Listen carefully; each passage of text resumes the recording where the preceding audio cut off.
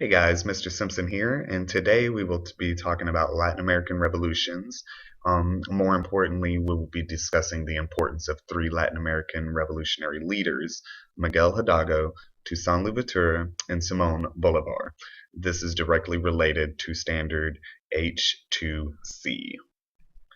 In order to better understand the Latin American revolutions, you will create a foldable organizer broken down into these sections.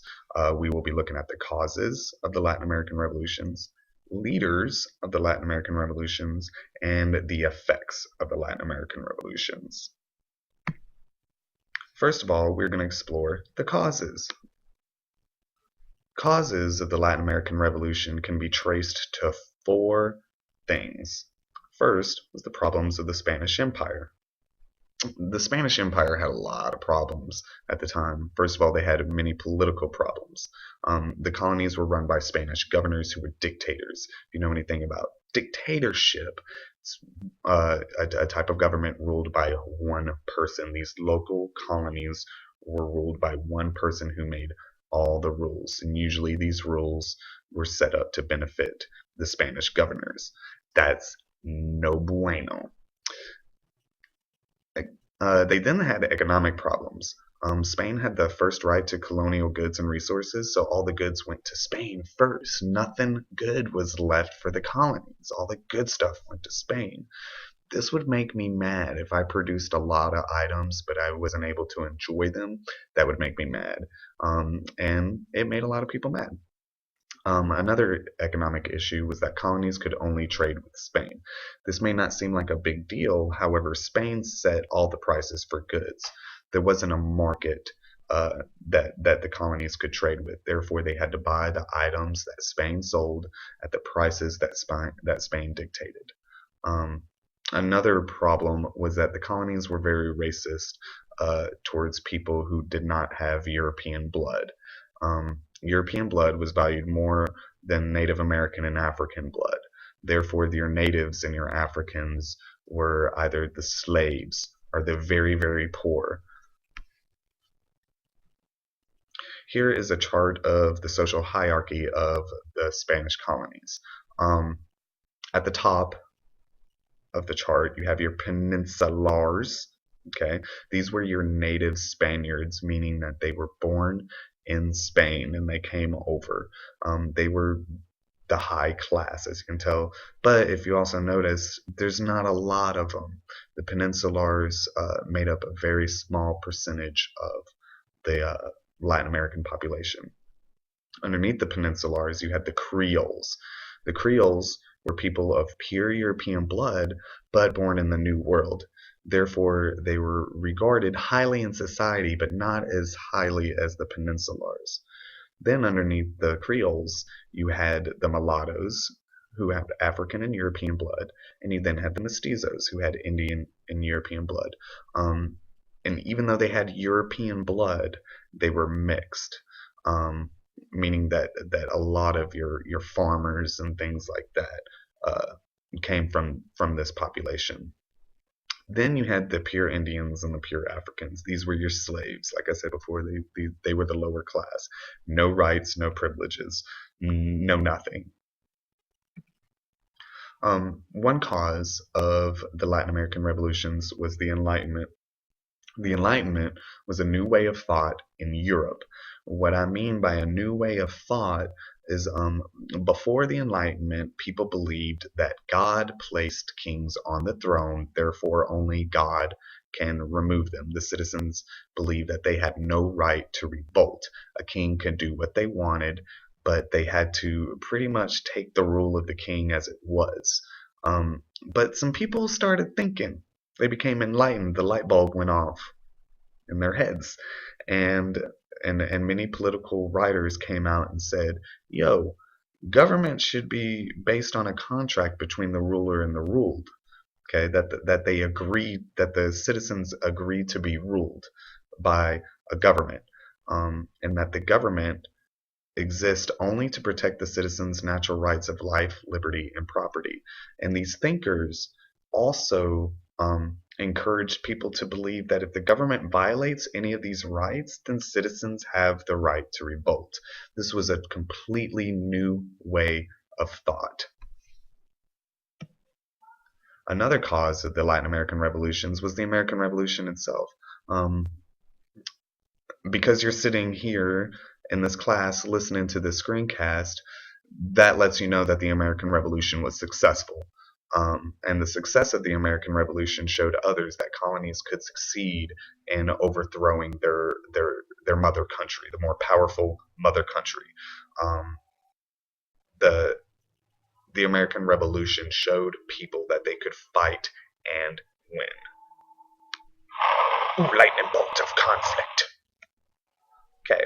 Another revolution that set the stage for the Latin American revolutions was the French Revolution. What this did was Napoleon crowned himself Emperor of France, and what he wanted to do was rule all of Europe. So he decided to put all of his family and friends in charge of the territories he conquered. Um, he eventually conquered Spain and put his brother Joseph on the throne. And the Spanish royal family, they take off. They're like, yo, we're out of here. And what this did was it made the Spanish colonies very weak. So people in those colonies took it as a chance to revolt. Okay, we're going to talk about three leaders today. We're going to talk about Simón Bolívar, Miguel Hidalgo, and Toussaint Louverture. And you need to be able to tell your teacher, me, or Mr. Cooper, why these three leaders are very important to the Latin American independence movements. First of all, we will discuss Simón Bolívar. He was an elite Creole planter. If you remember the chart, the Creoles were below the Peninsulars. Your Creoles had the pure European blood, but they were born in the New World. Therefore, they held a high rank in society. Simón Bolívar was a military general, very well liked, a lot of fans, a lot of people loved him. But he felt like the government wasn't doing enough for the people. Therefore, he decided to liberate countries in South America.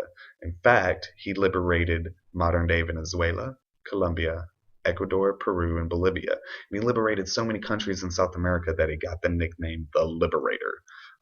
Once he liberated those countries, his plan was to unite these countries in a federated Latin America,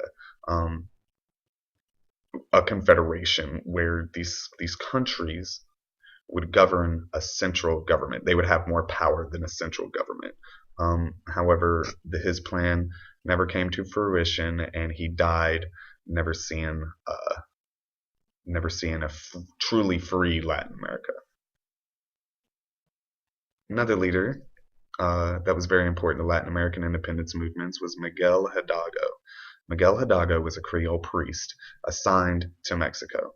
And he lived in Mexico, but he didn't like what he saw there. He didn't like seeing the Peninsulars, the upper class, treat the lower class like garbage. So on September 16th, 1810, he went up to his church and he rang the church bell. And people heard this and they gathered at the church and they were like, yo, what's going on? And Miguel Hidalgo came out and called upon people who came to his church to take up arms against the Spanish. And a lot of people joined his group and they marched towards Mexico City. They marched towards the capital.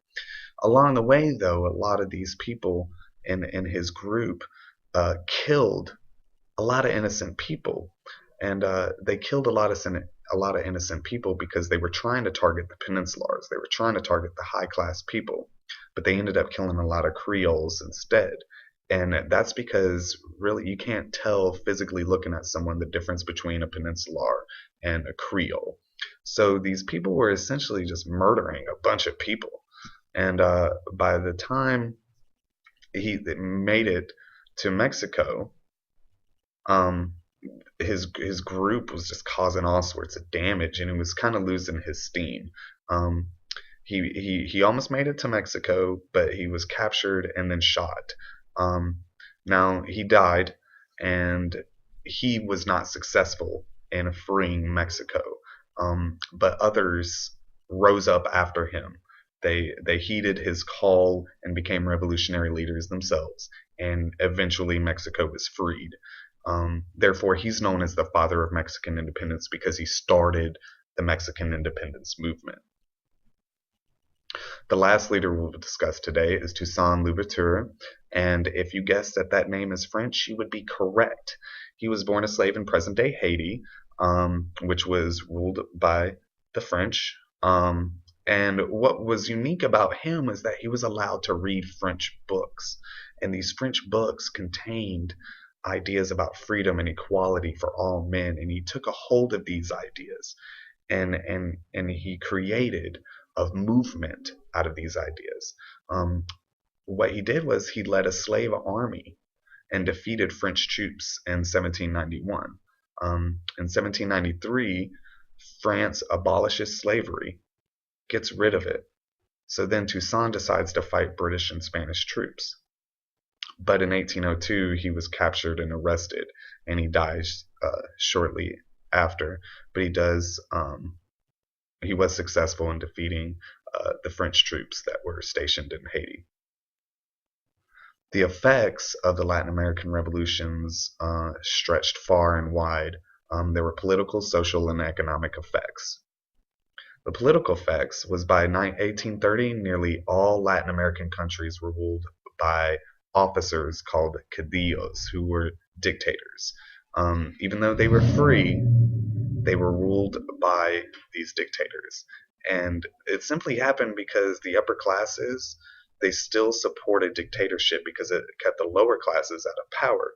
And the lower classes didn't have any experience with democracy, so dictatorship seemed normal. It was very sad that even though they gained their freedom, the local governments were still run by dictators.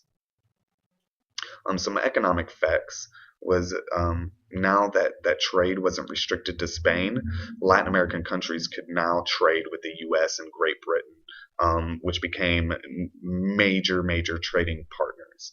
However, the colonial economy still continued.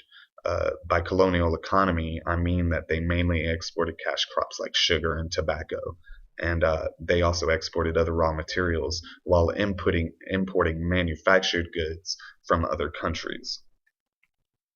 Some social effects, that didn't change either. The social pyramid did not change at all. Once the Spanish were expelled, they left. The new government seized the lands and put them up for sale, but only the Creoles could afford to buy them. Therefore, the Creoles, who were second on that chart, became the first to be at the top. They replaced the Peninsulars at the top of the social pyramid, and the other classes remained at the bottom. They still didn't have the rights and privileges that the Creoles did. Therefore, before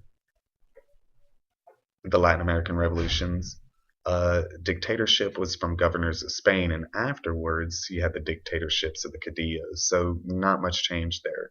As far as economic concerns, there was that unequal trade relationship with Spain making the most money. The colonies didn't make any money at all. Afterwards, you had a trade relationship with Great Britain and the U.S. benefiting from Latin America. Then the native Spaniards, the Peninsulars, before the Latin American revolutions, were at the top of the ladder. You then had the Creoles and the rest of the population at the bottom. Afterwards, not much change, except the Creoles took the place of the Peninsulars and people still remained at the bottom. What you're going to do now is, after you finish taking your notes and reviewing this, you're going to view some brain pop videos and another video about the Latin American revolutions. So there's a lot of information to take in, but tomorrow you have a really cool project you're going to work on taking all this information that you gained today. So I hope you enjoyed today's screencast and enjoy the videos.